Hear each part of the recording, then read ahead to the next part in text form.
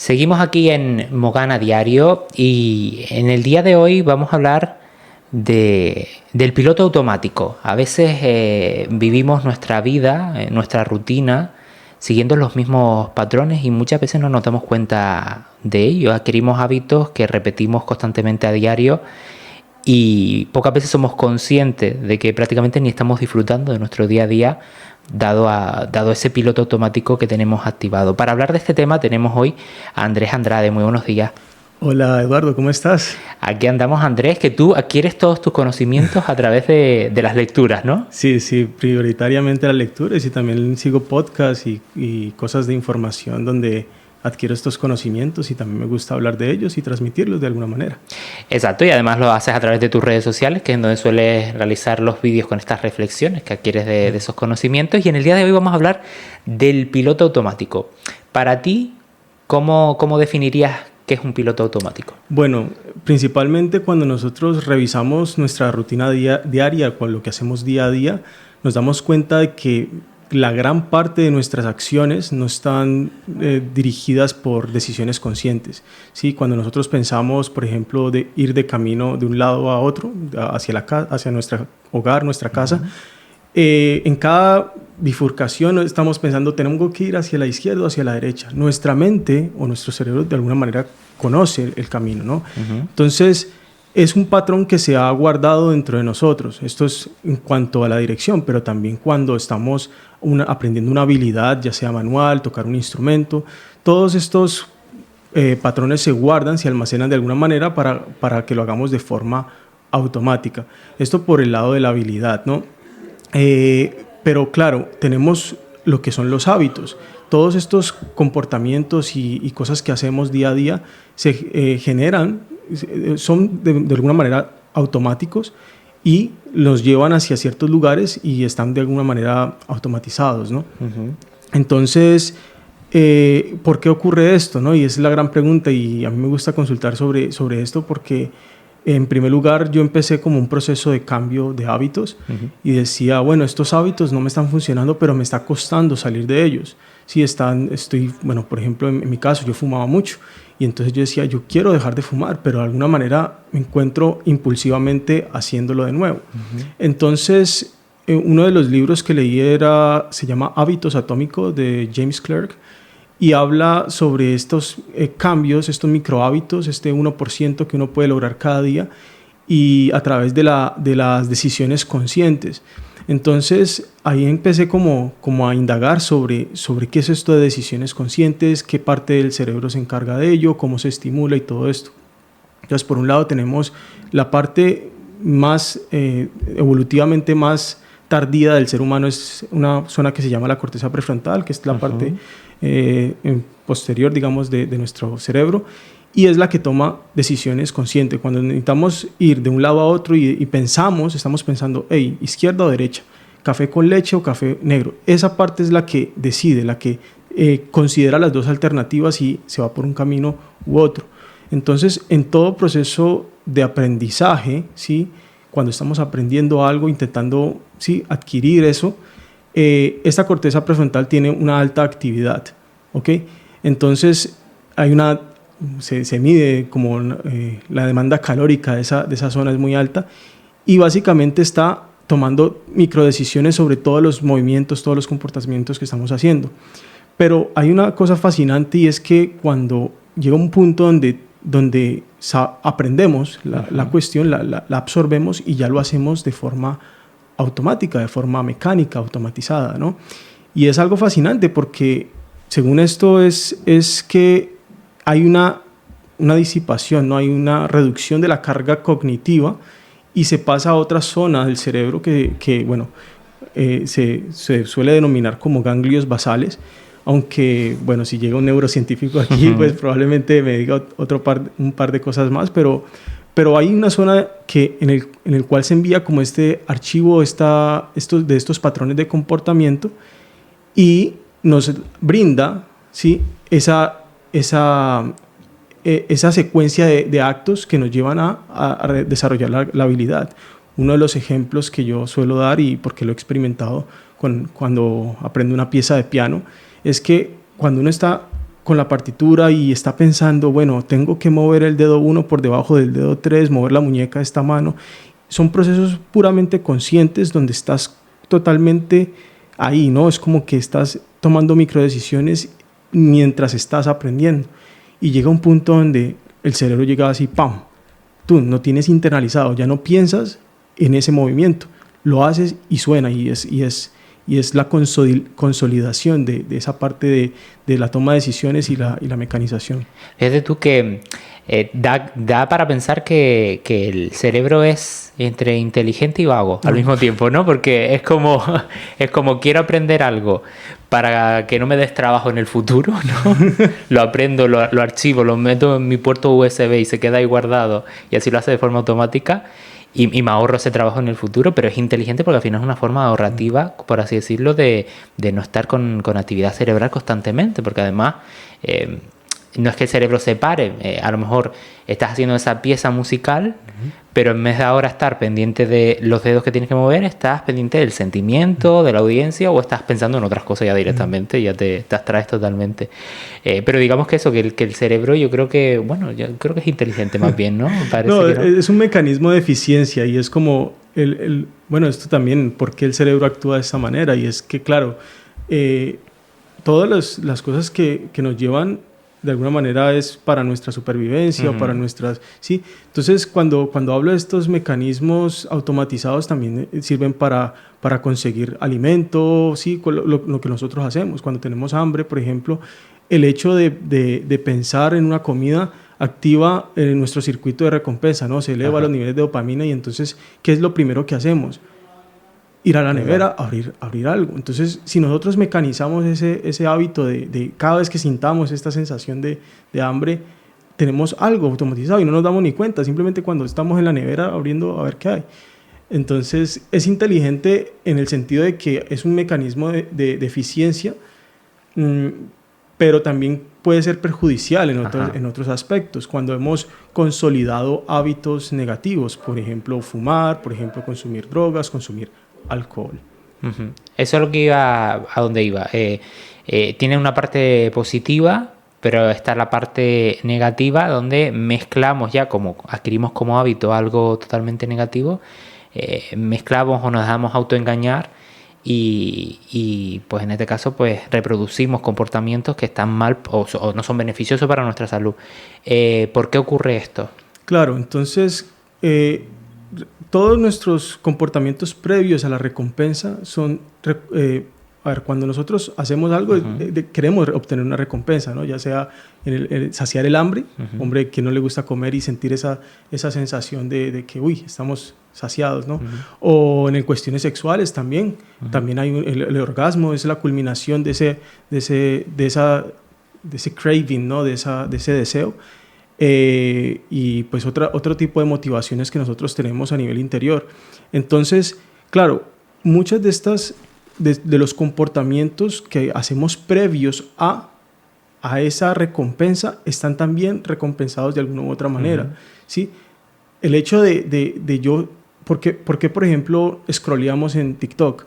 Ya imaginemos, esto lo vemos todos los días, estamos en una parada de autobús, en la parada de guagua, y estamos aburridos, no hay ningún contenido, una experiencia nueva. ¿Qué hacemos? Sacamos nuestro móvil y empezamos a scrollear. Este comportamiento lo hacemos casi, es automatizado, porque claramente estamos aburridos, y cada vez que estamos aburridos y queremos algo novedoso, algo nuevo, algún contenido, una experiencia diferente, pues tomamos nuestro teléfono móvil y ahí tenemos en nuestro sofisticado dispositivo tecnológico información de estímulos constantes, ¿no? de información variante. Entonces, este movimiento mecanizado tuvo que haber sido consolidado en algún momento, y es cuando adquirimos el móvil y sabemos cómo empezaba a funcionar, y decimos, oye, esto de scrollear me está aportando algo. Entonces, claro, esta mecanización ocurre porque hemos consolidado esos patrones anteriormente con el circuito de recompensa que está relacionado con el neurotransmisor dopamina. Eso es lo que quería que me explicara, porque surge, ¿no?, la dopamina, por ejemplo, se habla siempre de cuando hacemos ejercicio, o bueno, en los casos que has hablado ahora, bueno, incluso puede surgir cuando comes, cuando tienes relaciones sexuales, pero también puede surgir cuando estás fumando, por ejemplo. ¿Cómo surge y por qué? Entonces aquí tenemos que hablar del tema drogas en general.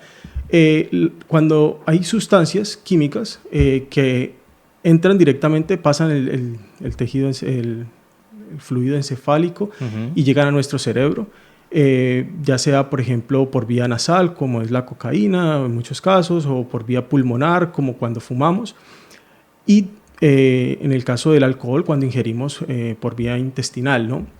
Entonces, estas sustancias químicas interfieren directamente con estos neurotransmisores. Entonces, te he mencionado, por ejemplo, el hecho de fumar. El fumar, cuando nosotros sacamos el cigarro, prendemos el mechero y enciende eso y le damos la primera calada, se están liberando entre 8.000 sustancias diferentes, que la mayoría, 70 de ellas se han comprobado ser carcinogénicas. Una de ellas es la nicotina, que es la reconocida por ser adictiva. La nicotina interfiere con unos receptores que se llaman acetilcolina y están relacionados indirectamente con la dopamina. Entonces, cuando fumamos cigarro, en cuestión de segundos, no pasa ni un minuto, ya sentimos algún subidón, algo diferente, un cambio. Y cuando, claro, las personas llegan estresadas y llegan y se fuman un cigarro y de alguna manera sienten un relief, ¿no? Sí. Es como una sensación de hey, de alivio. Entonces, ¿qué es lo que pasa? Relacionan directamente esa sensación de alivio con la calada del cigarro. Claro. Entonces, eso es una recompensa del cerebro. Entonces, se forma un ciclo, un ciclo. Entonces, cuando la persona vuelva a estar estresada, que probablemente es muy pronto, porque resulta de que ese es el problema de las drogas, que las drogas te brindan ese alivio, pero cuando la sustancia química se va liberando de nuestro cuerpo, pues vuelve otra vez esa necesidad de, ¿sí? Entonces se libera de nuestro cuerpo la nicotina, entonces los receptores empiezan a liberar, la sustancia se empieza a liberar de esos receptores, pues quedan otra vez ahí abierticos. Entonces esa sensación de vacío, ¿vale?, ese bajón de eso, pues te genera otra vez esa sensación de estrés. ¿Qué pasa? ¿Por qué me siento así? Entonces, ya sé cuál es la solución. Volver a ese patrón de comportamiento. Y entonces lo hacemos otra vez. Entonces, claro, al principio dice, no, yo lo hago porque me siento bien. Se siente bien hacer esto. Pero llega un punto donde ya te das cuenta de que está automatizado. Ya sabes que sientes esa sensación, esa urgencia, ese estrés o esa irritación, y sabes qué es lo que te alivia, ¿ya? Y ve tú a controlar, a cambiar el patrón. Ya es una incomodidad interior porque sabes que lo que te ayuda. Entonces, esto, por ejemplo, en el lado de la nicotina. Está, por ejemplo, drogas mucho más intensas, como por ejemplo lo que es la cocaína. Lo que hace es abrir las puertas de la dopamina, ¿sí? La dopamina se sintetiza dentro de las neuronas, ¿no? Y se liberan en la parte presináptica y viajan hacia la parte postsináptica de la neurona. Entonces esa es la que comunica las dos neuronas. Entonces lo que hace la cocaína es coger y entra y ¡hey! Salgan todas de aquí. Entonces hace que la interacción entre las neuronas sea mucho más intensa, ¿sí? Entonces la cocaína y otras drogas que también hacen lo mismo, como las anfetaminas, que incluso son más potentes, hacen que la cantidad que la cantidad disponible de comunicación sea enorme. Esto es problemático, porque simplemente sentimos, problemático en cierto sentido, porque cualquiera que haya experimentado la sensación sabe que es una sensación intensa de placer y euforia. ¿Sí? En el caso de la MDMA, por ejemplo, el caso de ciertas anfetaminas son potentes en el sentido de que sientes mucho, demasiado. ¿Ya? Entonces, esa intensidad que te brinda es antinatural, es causada por una sustancia. ¿Ya? Y lo que pasa es que cuando cae, porque claramente el sistema, todo nuestro cerebro tiene que volver al equilibrio. Si el sistema siempre está intentando buscar el punto óptimo entre estas cosas. Hay un nivel basal de dopamina. Lo que ha demostrado la ciencia de alguna manera en medir estos niveles de dopamina es que cuando tomamos anfetaminas o cocaína sube 2, 3, 4, 5 veces por nivel base, y cuando cae, no cae y vuelve al nivel normal, cae por debajo. Más abajo, claro. Cae por debajo del nivel basal. Y la sensación, ¿sí? El crash que uno siente luego de consumir las drogas es ese nivel por debajo del nivel basal de estos niveles de neurotransmisores. El sistema se ha deprimido, ¿ya? Entonces, es muy interesante porque, bueno, explica muchas cosas y también entender que el abuso de estas sustancias es lo que está generando también a largo plazo que las personas no encuentren motivación. Si la dopamina está relacionada directamente con la motivación de las personas y esto, pues un consumo prolongado de estas sustancias va a causar anedonia, y que es una de las primeras sintomatologías de una persona en depresión, ¿ya? Entonces, las personas muchas veces, y esto aquí hay un gran debate, y es algo de reflexionar, ¿por qué las personas van a consumir droga? Usualmente las personas están buscando algo. Las personas pueden estar en un momento, pueden ser varias cosas, que sea por curiosidad, pero también es que están deprimidas y encuentran dentro de las drogas un subidón, ¿ya? Pero eso lo que va a hacer es que a largo plazo no vaya a mejorar la cosa, sino que la vaya a hacer peor, ¿no? Total, es que al final es tóxico, es tóxico y nocivo para tu cuerpo, es algo totalmente negativo, que no te produce nada bueno. Además es adictivo, y además lo que te produce es una sensación de falsa felicidad, de autoengaño, porque al fin es eso, lo que tú dices, es un pico que te da, pero luego lo que viene después es mucho peor de cómo estabas. No es que vuelvas a como estabas, sino que vas mucho más abajo de donde estabas en ese sentido. Y ahí es donde se crea esa adicción de tengo que estar siempre arriba, y estás constantemente consumiendo y no te está produciendo nada positivo. Hay que ser consciente, evidentemente, de nuestro cuerpo, pedir ayuda si no tenemos posibilidad de controlarlo, pero no acudir a este tipo de sustancias de sustancias para intentar cambiar esa situación que vemos que no está funcionando en nuestra vida. Fíjate tú, llevándomelo a otro terreno, el tema del piloto automático, desde el principio estaba dándole vuelta, que puede ser peligroso, pero incluso, ya no solo por el tema de las adicciones, a mí me ha pasado alguna vez, y seguro que hay gente que me esté escuchando, de estar conduciendo y entrar en piloto automático, por ejemplo. Y realmente es peligroso en el sentido de que, a ver, se supone que aún así el cuerpo está, los sentidos están abiertos, están activos, y eres consciente de todo lo que está pasando en la carretera, pero al final entras en un piloto automático, estás conduciendo porque vas siempre por la misma carretera, pero estás con un coche que es un arma de alguna forma, entonces es un peligro, pero pasa mucho. Y lo mismo que te digo esto, caminando a lo mejor es menos peligroso, pero te puedes encontrar de repente a un coche o algún elemento en la vía que no controlas en ese momento porque estás en otro mundo. Entonces estaba pensando en eso, en cosas más cotidianas, que realmente donde tenemos que estar un poquito más en alerta. Es peligroso meterse en ese piloto automático porque parece que no estamos o no somos conscientes de nuestro sentido. Y me vino ese, porque me ha pasado alguna vez y me he quedado de esto de estar conduciendo y decir a los minutos, digo, ya estoy aquí, ¿en qué momento? ¿Sabes? Porque es que al final lo haces tanto, pero es peligroso, la verdad. Es que, claro, como decíamos, ¿no? Entonces, al principio puede que estés muy consciente de la ruta que estás tomando, el camino, bueno, sé que por esta vía tengo que ir cambiando de carril y todo esto. Al principio piensas, pero lo haces día tras día, tras día. Yeah. Y simplemente llega un punto donde estás así, y uno, bueno, y también supongo que uno mirando a las otras personas, uno ven que están así también, están en piloto automático. Tal cual. Está su cuerpo, su mente simplemente ya sabe el camino y las transporta de un lado a otro y desconecta este sentido pensante. Y luego que es triste, pero bueno, y eso da para otro debate, también con el tema de las nuevas tecnologías, que vivimos en una sociedad cada vez somos más individuales, estamos más aislados y todo este tema. Pero cada vez vivimos más en nuestro propio mundo. Ya no solo por el hecho de eso, de que estás en una parada de guagua y te pones con el teléfono móvil, sino que vas por la calle caminando o en cualquier contexto social, en un médico, en un lo que sea, y cada uno está en su propio mundo. Si no es con el móvil es...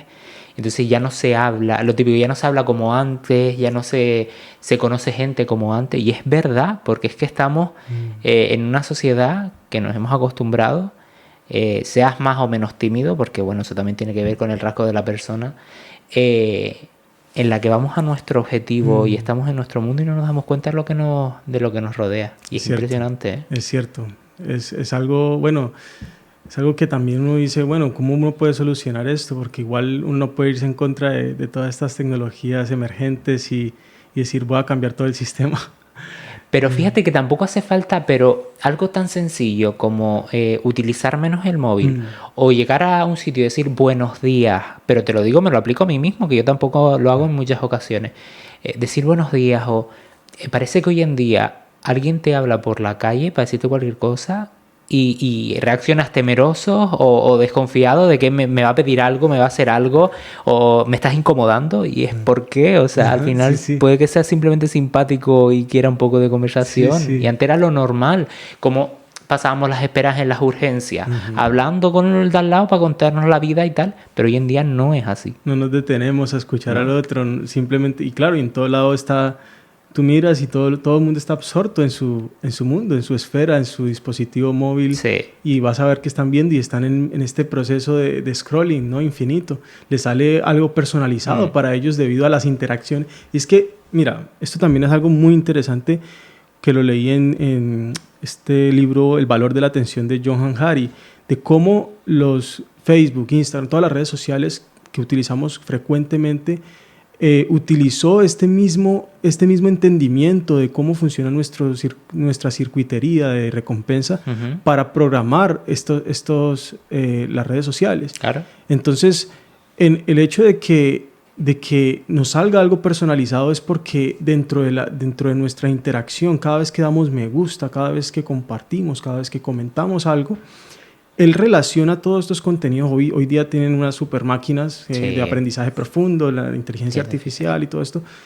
Relacionan todos los contenidos posibles. Los contenidos todos los relacionan y dicen ahora, ok, esta persona dio me gusta a este conjunto de cosas.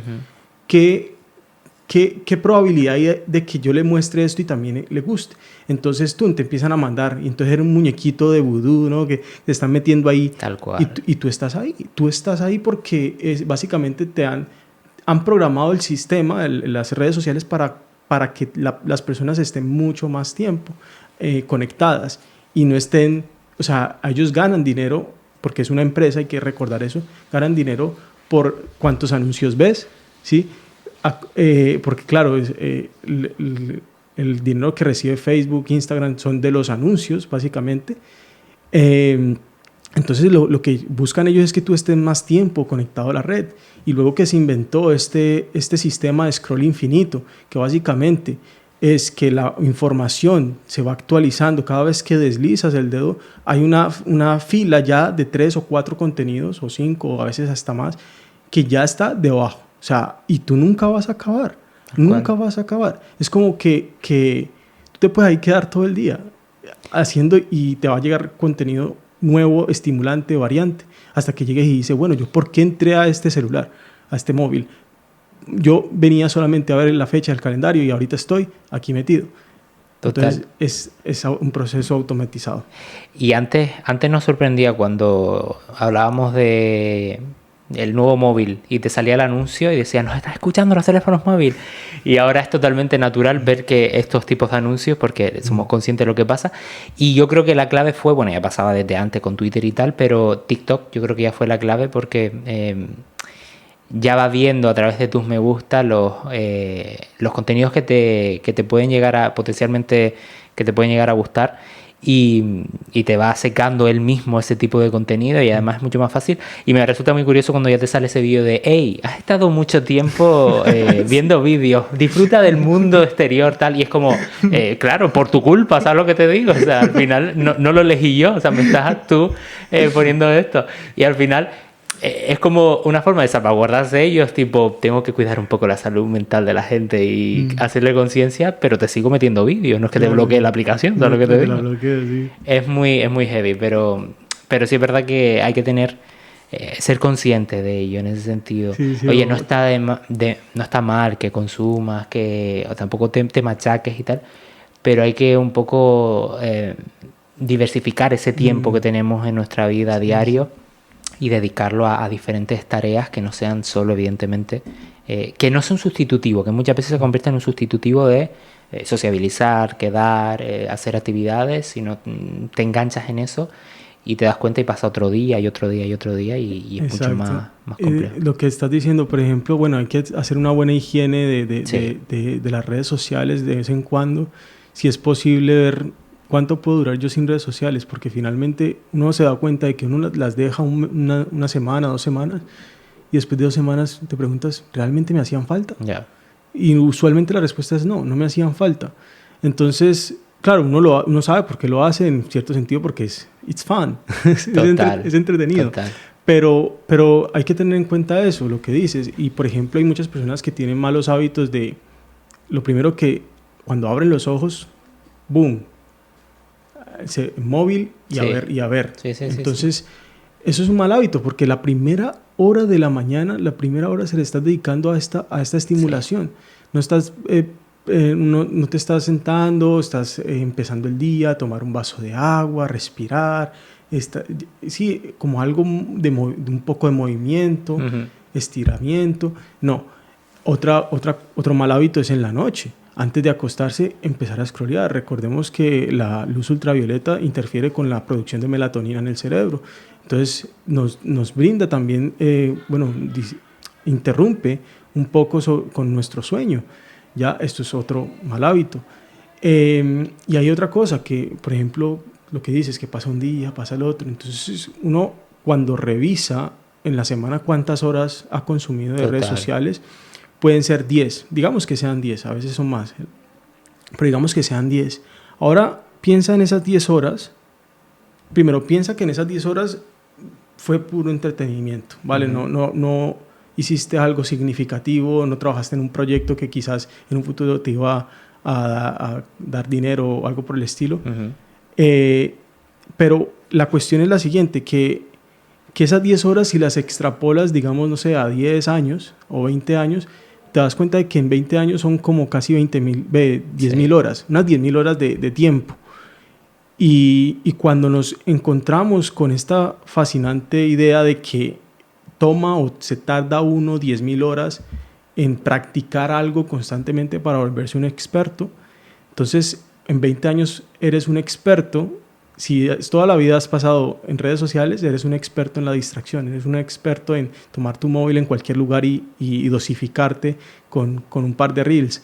Entonces, mientras que ese tiempo lo hubieras podido haber utilizado para aprender a tocar piano, para aprender a editar mejores vídeos, para aprender una habilidad que te pueda ayudar, no sé, en el mercado laboral o si eso no es lo tuyo, pues otras cosas, habilidades que puedas automatizar mejor en función de que te lleve a, digamos, a una mejor vida, ¿no? Y al final, y por ir concluyendo, porque a mí me siento muy identificado con todo lo que dijiste. O sea, yo lo primero que utilizo en la mañana es el móvil, lo último que utilizo es el móvil antes de dormir. Y parece que uno no sabe lo que tiene hasta que lo pierde, porque probablemente cuando necesitamos o queremos tener tiempo para hacer actividades fuera de la casa, no podemos, y entonces somos conscientes del plan, pues hubiera salido, hubiera hecho más en vez de estar con el móvil, ¿no? Y al final pues se convierte en, como digo, volviendo al piloto automático, en un hábito, en algo que hacemos en el día a día. Parece que estamos, y me lo aplico a mí, vamos de viaje y tenemos que estar pegados al teléfono móvil para grabarlo todo, sacar fotos de todo, y muchas veces no estás disfrutando del momento que estás viviendo. por estar hiperconectados. Tenemos una necesidad de estar hiperconectados, de saber lo que hace la otra persona, de sentirnos mal por ver que otra persona está disfrutando y yo no, cuando esa persona probablemente ni esté disfrutando porque lo está retransmitiendo. Entonces al final es un ciclo que bueno, que es ser consciente de que bueno, no está de más tampoco utilizarla, pero con control. Tampoco tenemos que ser falsos y decir, venga, me aíslo o no lo utilizo durante unos días, si vas a volver y vas a utilizarlo dentro de unos días igual que antes. Es como el vicio, ¿no? Claro, o sea, tampoco eso, pero bueno, por lo menos intentarnos poner unos límites y ser conscientes de todos esos actos que hacemos en el día a día. Y vuelvo al piloto automático otra vez por último, ver si son unos que no sean nocivos para nosotros mismos. Si son pues hábitos pues normales como ir a la nevera a comer, pues eso ya es habitual y bueno, pero esos hábitos que son más nocivos, pues ser consciente de ello para intentar cambiarlo.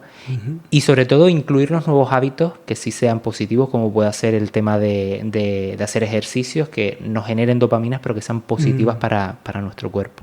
Oye Andrés, ¿algo más para concluir?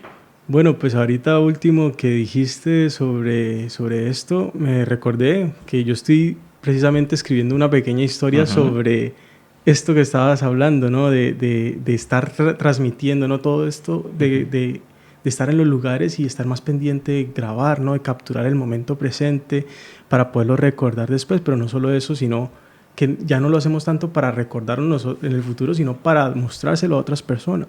Entonces, esta historia se basa en que hay una red social en el futuro que se va a llamar Neuragram, ¿no? Es como el argumento de la historia. Y me imagino donde ya no solo podemos grabar videos, sino que podemos grabar literalmente la experiencia en sí, capturarla en todos sus matices y brindarla al mundo. Entonces la persona no solo se conecta a esta red social, a Neuragram, para verlo, sino para experimentarlo. Entonces nos metemos en la mente de la otra persona y recordamos ese momento. O sea, lo que le brindas a las personas en la red social es el recuerdo en sí mismo, puro y duro. Entonces es algo que estoy explorando en esta historia, porque ¿qué significa entonces vivir en un mundo donde ya no es tanto tu vida, sino experimentar las experiencias que viven las otras personas? Y se vuelve paradójico, porque eso es lo que estamos de alguna manera haciendo. Sí. Es algo muy, muy, muy interesante. Sí, tal cual, es que es lo que estamos viviendo de otra forma, consumiendo a través de las redes sociales, pero es tal cual, es vivir prácticamente la vida de los demás o intentar reproducirla de alguna forma. Andrés, muchísimas gracias. Gracias a ti. Ha sido un placer, nos vemos.